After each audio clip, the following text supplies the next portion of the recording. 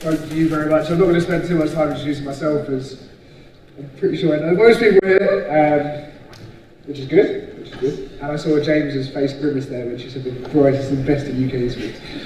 That's alright. We've got a very good panel here. I'm going to let everyone introduce themselves because there's no point in me trying to make up what you do in your day-to-day job. You can tell yourselves, and then we'll delve into what's been a great year for UK esports and where we're going. So we'll start with Scott. Thank you. Yes, hi everybody. Scott Gillingham. So I work in Intel UK and I'm responsible for esports and gaming business in the UK, and that covers our sponsorships, our partnerships, etc., and how we work with the industry and looking at how we grow UK esports further. I'm Ben Greenstone. I'm what also called the Private Secretary for the UK's Minister for Digital and Creative Industries. So I'm a principal advisor, do strategy, policy, delivery stuff for her across her portfolio, and I'm also a really bad Dota player. Hi everyone, my name is Dominic Sacco. I work for the British Esports Association, which is a not-for-profit set up to promote and support grassroots esports in Britain. I handle comms for them, and in my spare time I edit Esports News UK. Martin Wyatt, work for Gfinity. I head up all of our global partnerships with commercial brands, games publishers and sports rights holders. Kieran, Holmes-Darby, Managing Director of XL Interactive Limited, which is the management company of XL Esports. XL Esports is a leading UK-based esports team. Well, that's how it's got to I mean, obviously this is a really good time to have a panel on UK esports. Obviously we've got the Face It Major just around the corner that comes in a year where we've already had ESL One Birmingham, the first Dota major in the UK. We've had the Rocket League finals here. Obviously you just had a Halo event at Gfinity. There's been loads going on in the UK. We've really seen kind of the emergence of the UK as kind of an esports, everyone might say esports hub, but it's come this year really emerged. And what's changed in the last year? Where are we with UK esports, both at kind of a grassroots level and a pro level? How do you see it come along in the last couple of years? Where do you, whoever wants to start. I don't mind kicking off. Yeah, I think esports has taken great strides in the past few years. I mean, since the ESL Premiership was set up three and a bit years ago, and we've had the likes of the Gfinity Elite Series crop up, we've come a hell of a long way in that time. You know, now we've got teams like XL Esports that have salaries and have a really good management structure. And I think we're at this point now where we're seeing more jobs, more career opportunities in the space, more opportunities for players as well, more tournaments. So we're seeing the sort of the whole ecosystem grow. Yeah, I think one thing to note from the outset is that what's interesting about the esports industry as a whole is it kind of went global before it went national, which has its pros and cons. And the industry is now kind of having to push infrastructure down into the national and into the regions. So that's why I think it took a bit of a while for us to start gaining traction here in the UK. But that's certainly in the past 2 years really started to take off and given a wealth of opportunities to teams such as ourselves to compete in tournaments, but could also appear at a variety of different events. I think a couple of things have happened. I think first thing, it gets easily overlooked that the UK has a very rich esports heritage. There's history here, and that gets forgotten very quickly. So I think a couple of things have happened is as kind of the global esports industry has started to grow, Kieran's point about being global before national is absolutely right. But what we've been able to do here, I think, is kind of tap into historically what was successful and start to build on it. So what you then get is the ability to start to provide more opportunities across all levels, and those opportunities, be them jobs, be them participation opportunities in tournaments, via the Elite Series, via the ESL Premiership, whatever they are, every kind of constituent part of the esports industry has been able to grow together. It's not just been one thing has boomed. So the participation opportunities have started to expand, so more people are taking part, bigger tournaments attract bigger teams attract bigger viewership, then the investment comes. So the first thing is to recognise that esports didn't arrive in the UK 2016 and all of a sudden it's been overnight. We're able to tap into a very rich heritage, which I think is kind of recognised in the right places. But as that growth has started to occur, it's occurred naturally, it's occurred in quite a balanced way, so that actually when you look at the esports industry in this country now and then potentially in 5 years, if that growth continues in the same way, absolutely, there's no reason why this should not be a global destination. And I think you're right, your point at the beginning with Face It Major this weekend, the Dota Major, RLCS, the Clash Royale World Championships, all that stuff has occurred here in the last sort of 12, 18 months, and that's an amazing programme of work that's kind of landed on these shores, and that's testament to the fact there's talent here to execute it, there's a fan base here, there's an audience here, and then commercially this becomes a much more attractive market. And the FIFA World Cup. FIFA World Cup, yeah, absolutely, yeah. And I think on top of that, as well as the esports heritage that we've got in the UK, we've also got two other really important heritages. I don't know if that's a word, two other really important bits of heritage that are key, I think, to some of the growth we've seen. One of those is our heritage of hosting events. The UK is brilliant at hosting events, whether or not that's esports or traditional sports or music, theatre, all across the spectrum. We are really, really brilliant at putting on small, medium, big and massive events. And also, James mentioned it earlier in the Unsung Heroes panel, that we've got the 5th largest gaming consumer market in the world. That's a rich ecosystem for kind of esports in the UK to grow, and it's great to see it happening. Yeah. And on that as well, we have lots of gamers here, and I'd like to see them get more interested in esports. When we had the League of Legends World Championships in Wembley 3 years ago, that sold out across the 4 days. I'd like to see more of those fans supporting the grassroots leagues as well.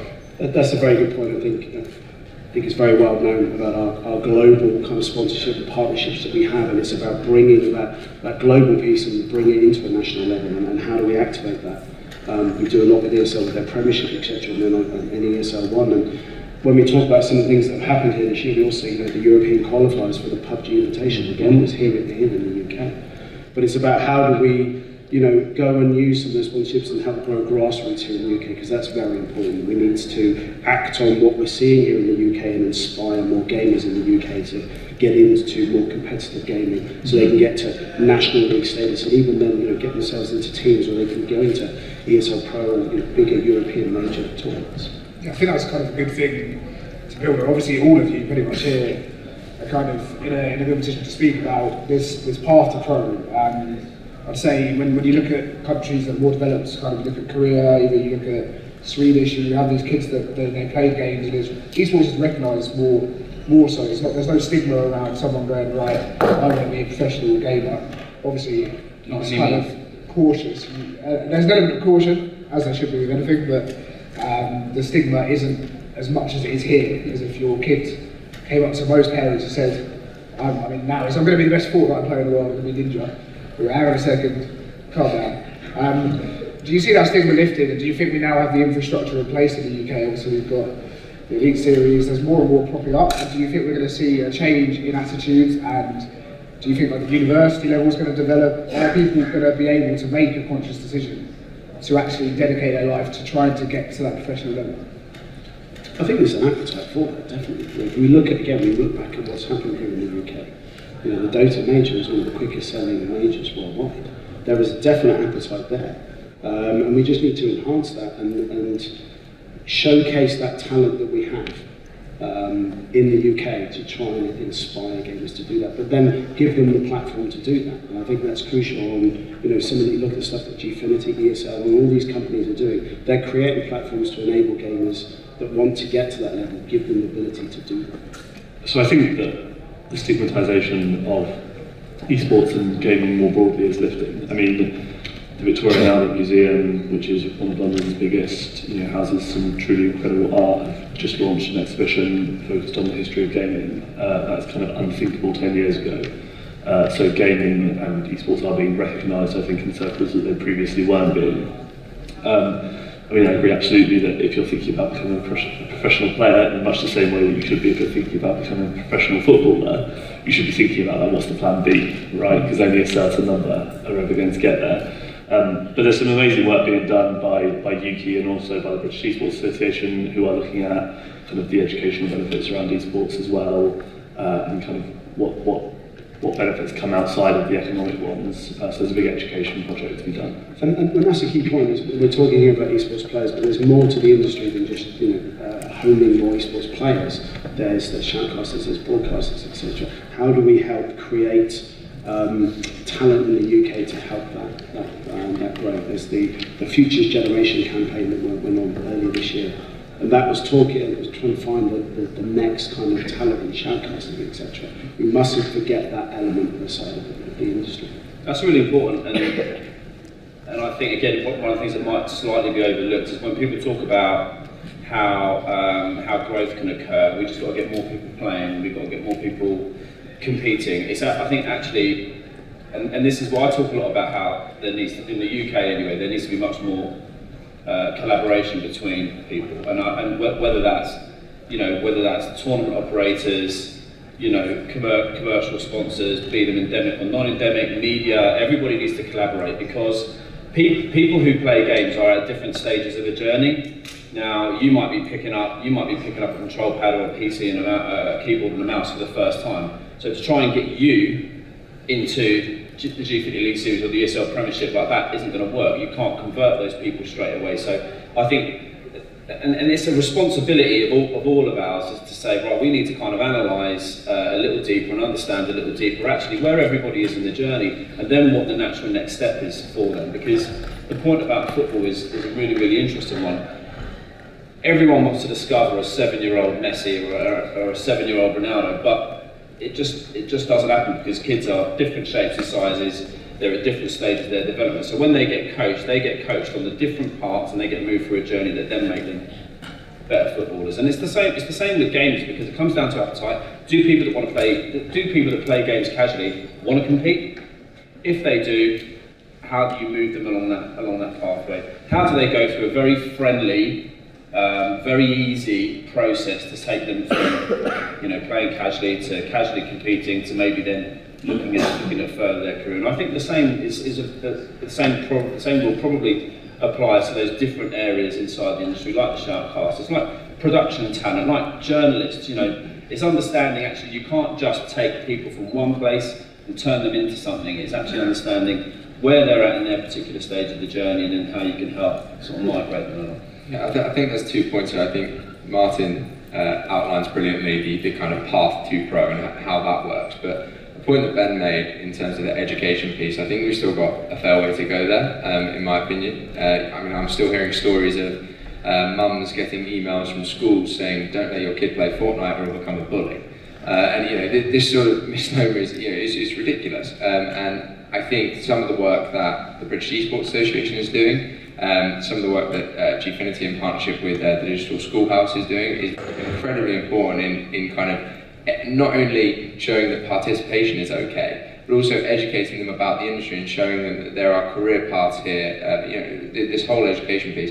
And we need some support from traditional media in that sense as well, because in the past we have had some reports that haven't looked too favourably on the industry, and that hurts us. Now I think traditional media is starting to understand it a lot better, and we're starting pretty much, I haven't seen a negative report in the past 6 months. I've only seen positive ones. So that piece I think is massively important going forward. I second that. On the stigma point you made, Ollie and Ben and Kieran.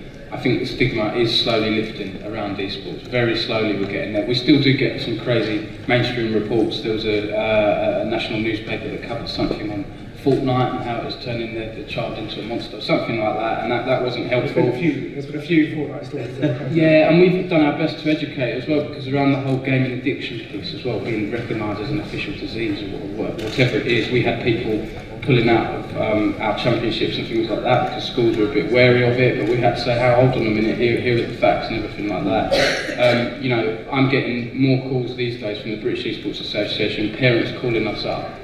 They're a lot more positive now. A year or two ago, they were like, what is this? I'm getting calls from parents quite regularly. Oh, my son thinks he's really good at Fortnite. He's won this amount of money from tournaments. What should I do? He's only 14 years old, and that's a lot of pressure on us. But by being responsible and offering them the best advice we can, I think the awareness of esports is increasing in Britain, and as journalists' sort of knowledge of esports improves and the mainstream media's knowledge improves, the industry should improve as well. So you're kind of looking at, I guess, structure around. Obviously, we have, like we talked about, many different tournaments coming around. In the US, there's a lot of university scholarships. You're seeing more kind of backing from states, and there's kind of funding coming from there. Do you think we need to see something like that in the UK? Do you think we need to see more of a push government side? And also, in terms of governance and having a look at generally like policy across the board, with a lot of things you hear about, like this is completely, probably not strictly the same thing, but loot boxes, people need to look at that. There's a whole load more stuff in esports. Do we need to have a body that looks at it in the UK, or how do you see that progressing?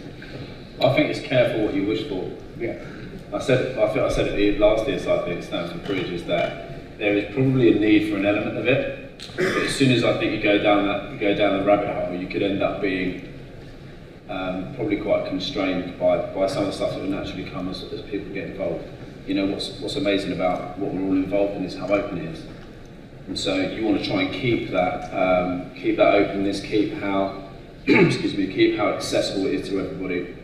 And yeah, you need a little bit of governance, and I think you need a lot of structure. But yeah, I think if you open the door to too much control, too much legislation, I think very, very quickly it becomes a bit tricky, it becomes tricky to drive the growth and realise the potential that we have, because you know the point about the UK is a destination that has a rich heritage for amazing events. You know, culturally, it's one of the capitals of the world. From a press perspective, it's immensely attractive for stuff that goes on here, and so you don't want to kind of start sort of removing the ability to kind of access all those real positive things. Ironically, it becomes messier in that sense. It does, yeah, but that's the balance. Yeah. And that's again comes back to that point about collaboration, which actually, do we need a body? Don't know, debate yes or no, but does there probably need to be a meeting of minds at some point to say,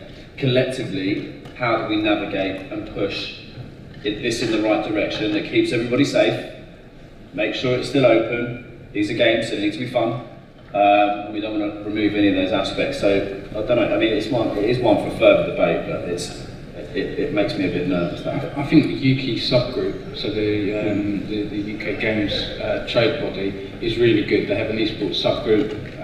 You know, Ben and others are part of that, so we get to discuss challenges in the esports industry, feed them back to government. Things like visas have improved since talking about them, and yeah, I'm kind of with you on this, Martin. You will open the door if you have too much governance. Like British Esports Association, we're not a governing body, we're just a national body set up to promote esports. Yeah. We don't think it can be governed. You know, if we come in, or a body comes in and starts saying to the publishers and the tournament organisers, these are the rules now, and be like, who are you?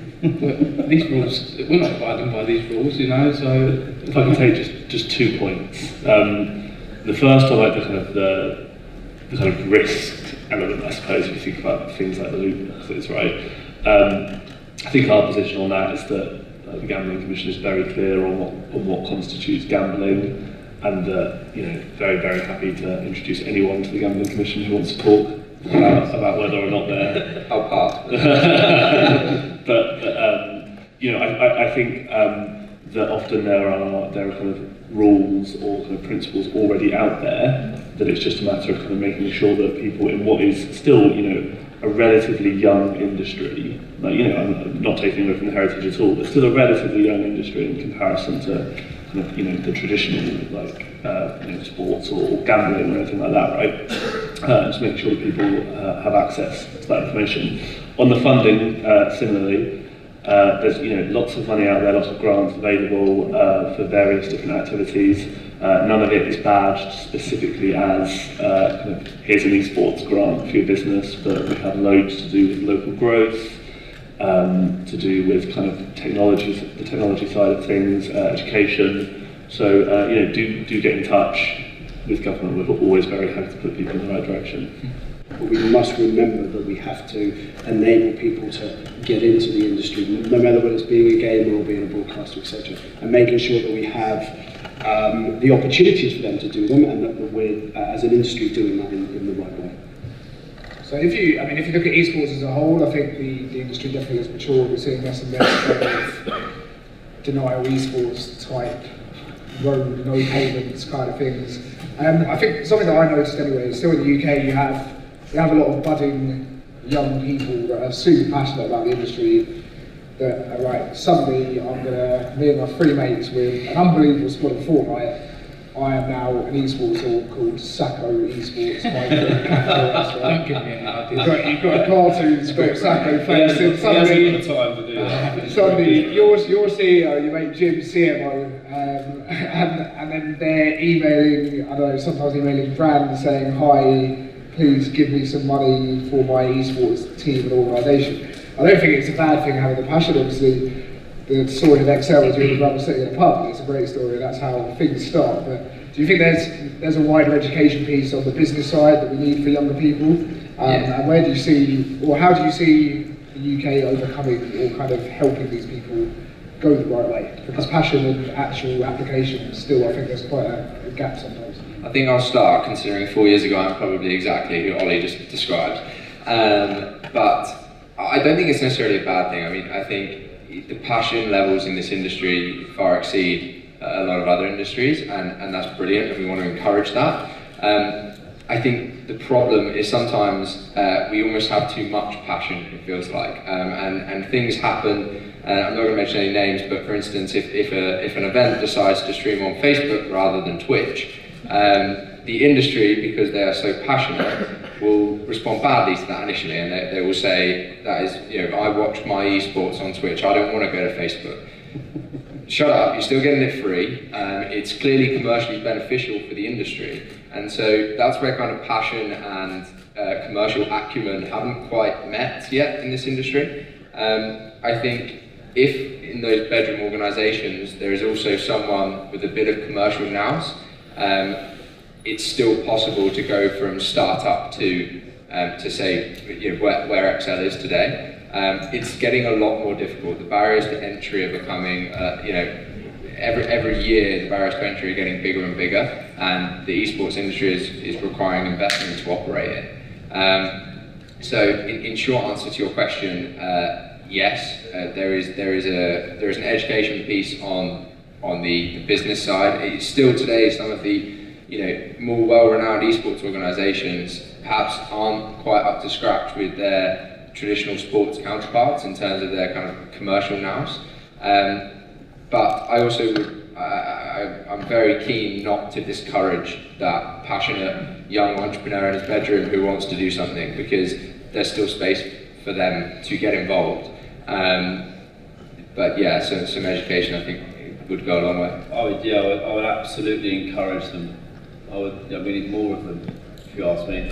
Because passion is the bit you can't teach, and desire is the bit you can't teach. So you kind of want people who've got the hearts beating out of their chest because they just want to be part of it.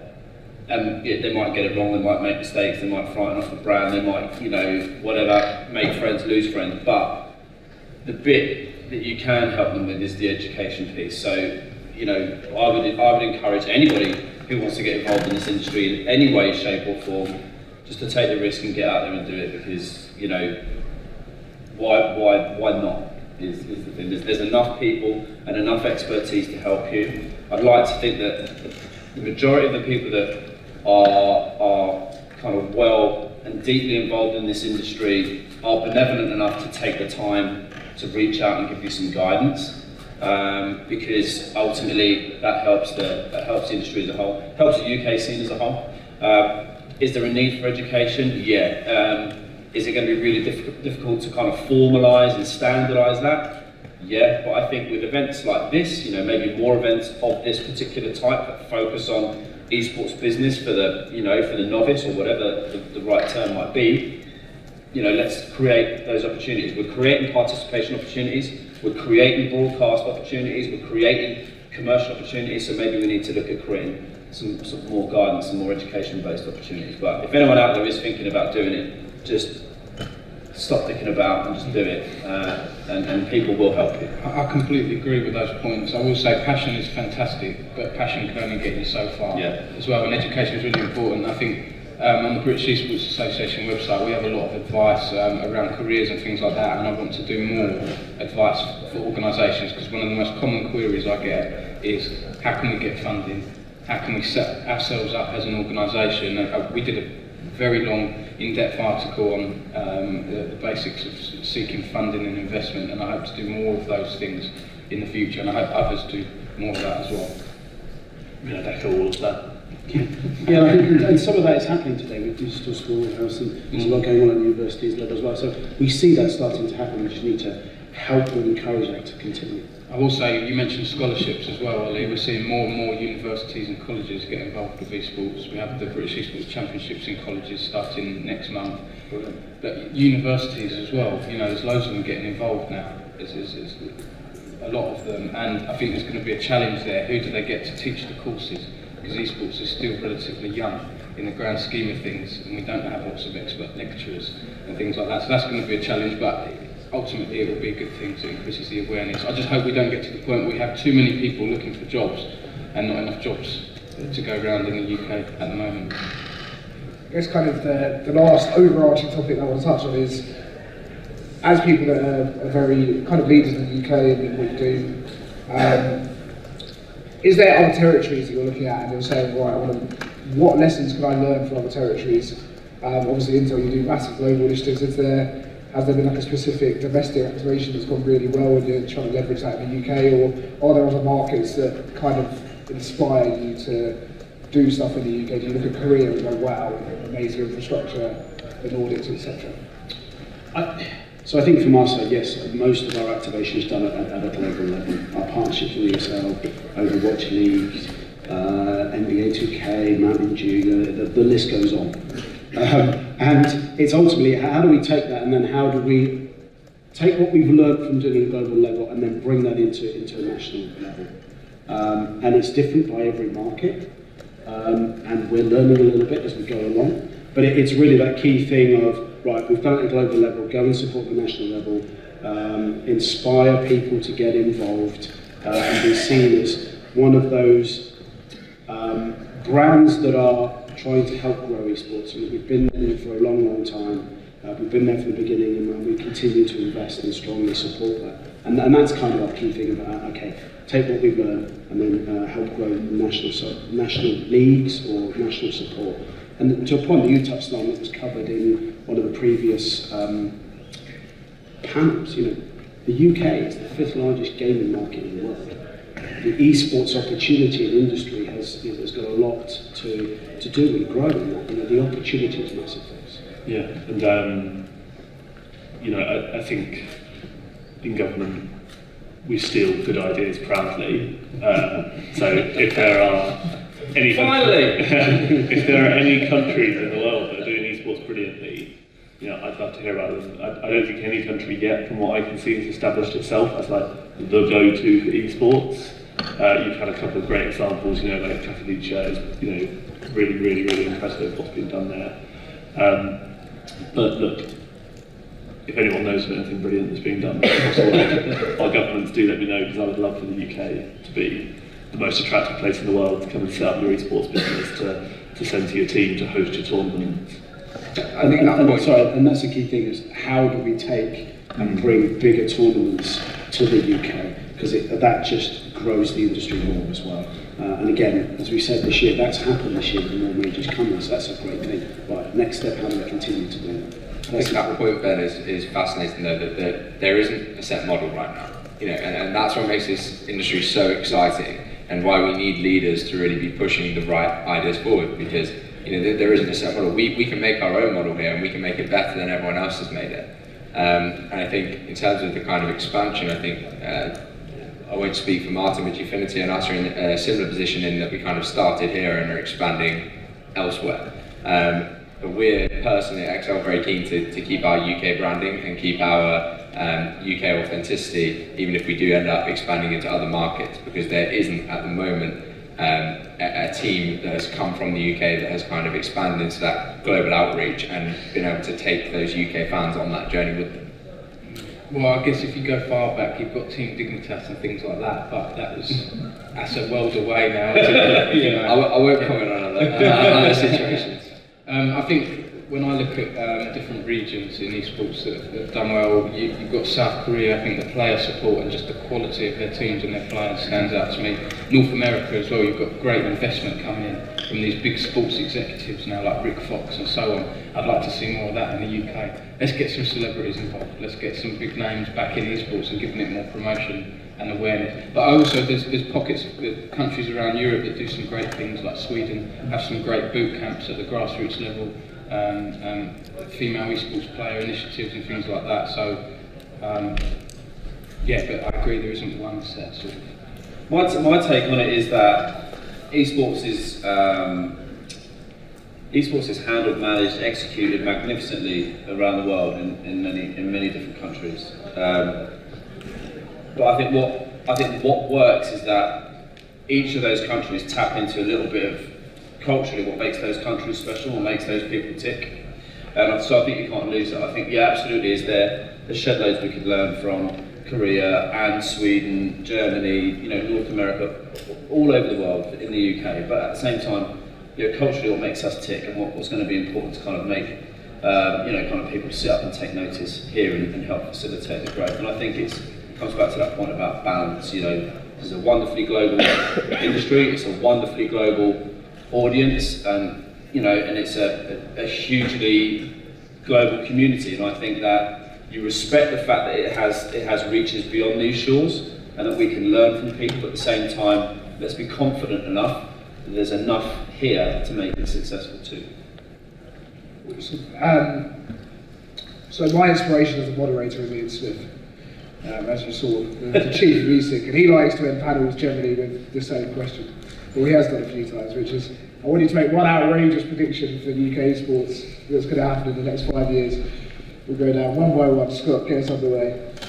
An outrageous... Well, it doesn't need to be outrageous. It can be quite technical. I think what I want to see in the UK is bigger and larger tournaments, but I also want to see national tournaments having more teams and more players, and we see more UK players getting into the bigger global tournaments, and then by doing that, UK gamers have got something to aspire to.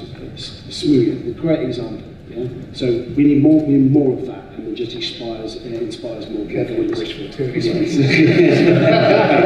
But you get the point. Yeah. More and more gamers coming out of the UK, the industry grows, and the UK has a bigger footprint from an esports perspective. What I'd like, and maybe it's an outrageous prediction, is for a UK player to win the premier event of a premier title. So I'd like to see a UK player winning TI. It would be amazing. So 5 years, one day I'll got 50 get. I think for me it might not be a popular thing, but often if I'm asked in interviews what predictions for esports, not so much UK but more globally, I don't know why, just beware of the bubble bursting in the next 5-6 years. If we see something fail, I don't like to be a party pooper or anything, and I hope I'm wrong. But if the bubble does burst, I am very concerned. We have a lot of big sports clubs being invested in esports and things like that. If the bubble bursts, some of those clubs decide to pull out, that's suddenly a lot of jobs are pulled out of esports. So hopefully that timeline doesn't happen. But yeah, that's an outrageous thing for me. I share the view that a British esports player / team will start to dominate the major tournaments and take home major titles in the major games. I think commercially the UK stands the opportunity to one of the most valuable commercial markets in terms of competition and content. You just only have to look at the Premier League. Premier League's the most valuable sporting league in the world by a million miles, and that starts here and that takes place here. I'm not saying we can mirror that, but I'm saying the opportunity could be the same. So if I was to say something outrageous, I'd say that that we could create the most valuable, one of the most valuable commercial destinations for esports in the world. Yeah, I think we've covered most bases. In terms of Dom's point, I think as long as investors are looking at this as a long-term plan, which it needs to be because there is still work to be done, we'll be absolutely fine. And I think what you'll start to see is a lot more esports dedicated infrastructure both online and physical infrastructure being kind of based here in the UK. Right, got some questions on the app. The first one says, how are the chairs there, Lobby? Was that someone from Noble Chair? Anonymous. I don't think it was DX Racer anyway. Some of these questions are tailored to certain people. Then, how does the DCMS help the UK esports scene when you have government ministers and secretaries labelling gaming as potentially damaging? Have any of our ministers? I don't know. Anonymous. They've not put their name on it. There are a couple of wrong, or fake news, as one people would say. Quotes were taken out of context about online safety and applied to a Fortnite story by a former minister. Some government ministers do think that gaming can be bad for your health. And look, I mean, all things can be bad for your health if you don't do good moderation, if you're not properly educated about how to kind of enjoy them sensibly, right? I don't think anyone in government thinks that gaming, like prima facie, is a bad thing for you. I certainly don't. The NHS thinks that 20 hours a week is a gaming addiction. My girlfriend watches over 20 hours of Netflix a week, and I don't think she's got a Netflix addiction. That didn't help at all. It's just education pieces around that would be helpful. And if you think a professional gamer, yes, they are sitting on their arse 8 to 10 hours a day playing video games, but aren't most of us in our offices as well? And yet, they still are able to be healthy outside of that time. Another question, UK esports is a huge exporter of broadcast talent. You look at every major title, we've got broadcast talent everywhere, but not so much in players. We've only had a few, other than I'd say like COD where we have a fair few or whatever, we've only had a few pro players. Why do you think that is? Anyone can say that? I think it's a little bit about maturity, it's a little bit about opportunity, because I think that in instances where you've seen there are consistent opportunities to take part in tournaments that are able to kick back a certain amount of money, which means players can treat them as full-time, part-time jobs and have a kind of steady income, and they can dedicate themselves, and that's when you see that stability, that's when you see that success. So many other COD players, a couple of the Halo guys, FIFA, young lad Spencer that won the E-World Cup year before last. XXL player, thank you. Gfinity boy, thank you. Is someone who's able to kind of dedicate his time fully because he's got the ability to not have to worry about going to work or whatever. So people like that are able to kind of progress and kind of stay in the game a little bit longer. So on the maturity bit, there tends to be, you see it all the time, the tournament finishes, teams don't place well, they break up and they move on, and so it's about, a little bit about maturity and getting people to stick together. But it will come. We can't only blame you. If you compare, you can. It will come. If you compare the situation now to 2 years ago, it's infinitely further forward. So you look forward another 2 years. 2 years after that, and then that's when we get to people winning TR. I think it ties in with the whole stigma and the infrastructure as well around esports. It's starting to improve now. 3-4 years ago, parents might not have been as clued up on esports and career paths, or a promising player might have said, I've got to go to uni to get a job. Whereas that's starting to change a bit now. We're seeing the career paths. And we do have some great UK talent and UK players in games. These games, in games like H1Z1 and Gwent, we've got a champion, Fred Bird, and players like that. They might not get the limelight because they're not in Dota and League of Legends, but we still have a handful of very good players in the UK. So I don't think we can just blame the tournament organisers here. I think I'll take some blame on behalf of the esports teams. I think there's a lack of professional esports teams in the UK that are able to provide clear, sustainable infrastructure to these players in order to get them to these tournaments, get them around the world and competing at all of these events. But that's changing. So. Yeah, I think it's a good point. If you look at other regions, so the Nordic regions or even kind of South Korea, etc., there's been much more investment earlier on to get those players and get those teams developed. That's now starting to happen. So the future's bright. I agree. Right, that is sadly all we have time for. There was loads of questions that people pinged on the app, and I'm sure these gentlemen will be floating around for the rest of the day. So grab them and harangue them about UK esports. But I'd just like to say thank you to all the panelists. It was a great panel, great having a chat with you. And yeah, thank you very much for listening to UK Esports.